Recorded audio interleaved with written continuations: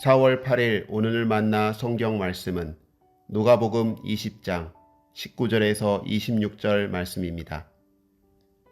율법 학자들과 대제사장들은 예수가 자기네들을 겨냥하여 이 비유를 말씀하신 줄 알았다. 그래서 그들은 바로 그때에 예수께 손을 대어 잡으려고 하였으나 백성을 두려워하였다. 그리하여 그들은 기회를 엿보다가 정탐꾼들을 보내서 이들이 거짓으로 의로운 사람들인 채 행세하면서 예수께로 접근하게 하여 그의 말씀을 책잡게 하였다. 그렇게 해서 그들은 예수를 총독의 치리권과 사법권에 넘겨주려고 하였다. 그들은 예수께 이렇게 물었다. 선생님, 우리는 선생님이 바르게 말씀하시고 가르치시고 또 사람을 겉모양으로 가리지 않으시고 하나님의 길을 참되게 가르치고 계시는 줄 압니다. 우리가 황제에게 세금을 바치는 것이 옳습니까? 옳지 않습니까? 예수께서는 그들의 속셈을 알아채시고서 그들에게 말씀하셨다. 데나리온 한 입을 나에게 보여다오.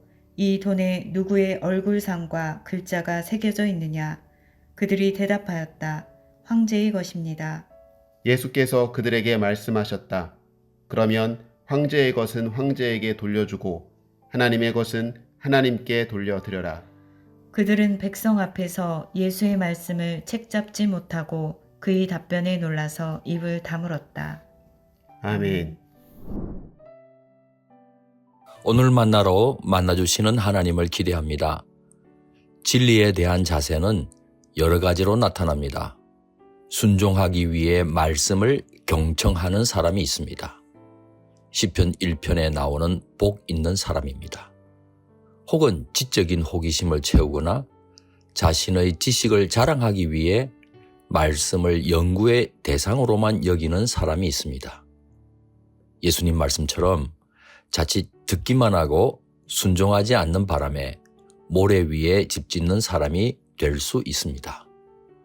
그런가 하면 다른 사람을 시험에 빠뜨리기 위해 말씀을 이용하는 사람도 있습니다. 말씀을 이용하여 예수님을 시험했던 마귀와 같은 자세를 지닌 사람이라고 할 수 있습니다. 예수님의 포도원 농부 비유 말씀을 듣고 있던 율법학자들이나 대제사장들을 보십시오.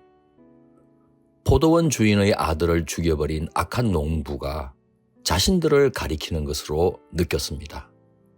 그렇지 않아도 예수님께서 갖가지 강론과 이적으로 민심을 끌어가고 있어서 감정이 좋지 않았는데 이번에는 모멸감까지 치밀어 올랐던 모양입니다. 여러 가지 죄목을 덮어씌워 산헤드린 공의회로 끌고 가서 종교재판으로 처단하고 싶었을 겁니다. 하지만 예수님을 추종하는 사람들이 적지 않아서 눈치를 보게 되었고 후위를 도모하는 것으로 그쳐야 했습니다. 종교 지도자들은 나사렛 예수를 처단하기 위해 로마 제국의 당국자에게 예수를 고소하려고 치밀하게 준비했습니다.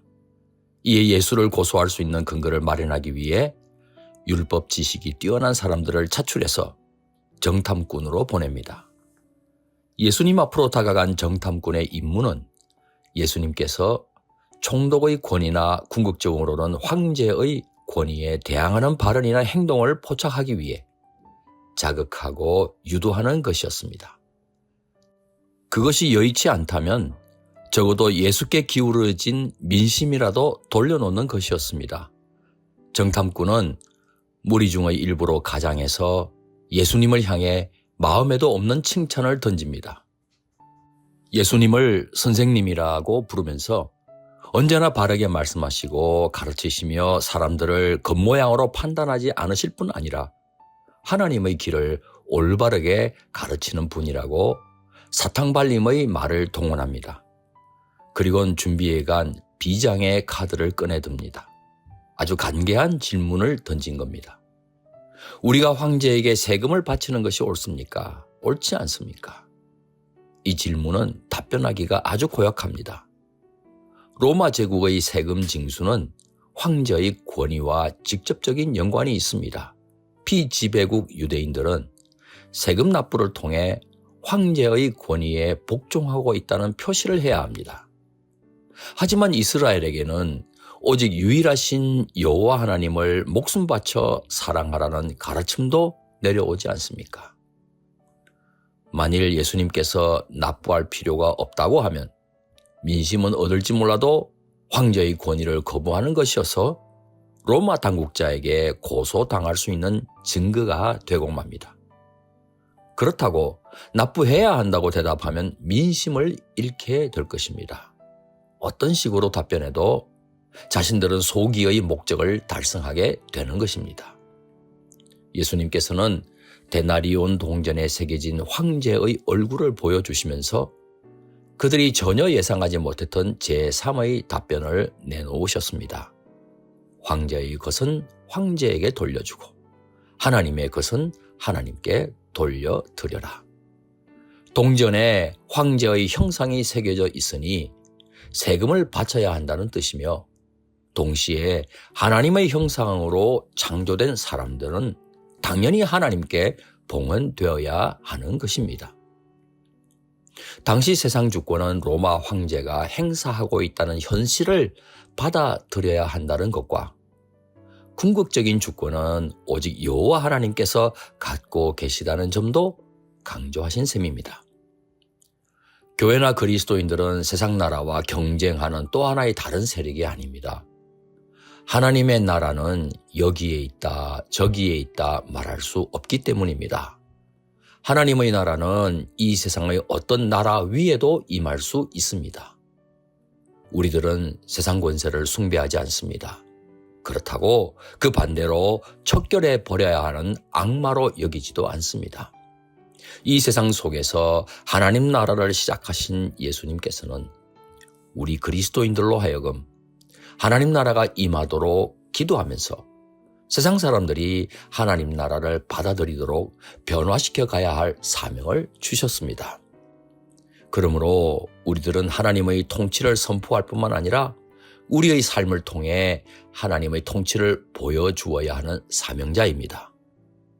세상 권세자의 합법적인 권위는 인정하되 하나님 나라와 의를 먼저 구하기 위해 자신을 봉헌하는 높은 뜻 성도 되시길 축원합니다. 기도하시겠습니다. 우주 만물을 통치하시는 우리 하나님, 권세자들의 적법한 권위는 인정하면서도 우리 하나님께 궁극적으로 충성하는 성도 되게 하옵소서. 귀하신 예수 그리스도의 이름으로 기도하옵나이다. 이제 두 가지 제목으로 함께 기도하겠습니다. 첫째, 오늘의 말씀을 따라 기도하겠습니다. 세상 권위를 인정하면서도 주님께 충성하는 순결한 마음과 지혜를 주시옵소서. 둘째, 나라와 민족을 위해 기도하겠습니다. 우리나라가 조속히 회복될 수 있도록 우리의 지도자들이 올바르면서도 유능할 수 있도록 도와주옵소서. 이 제목으로 기도하신 후에 개인 기도를 계속하시겠습니다.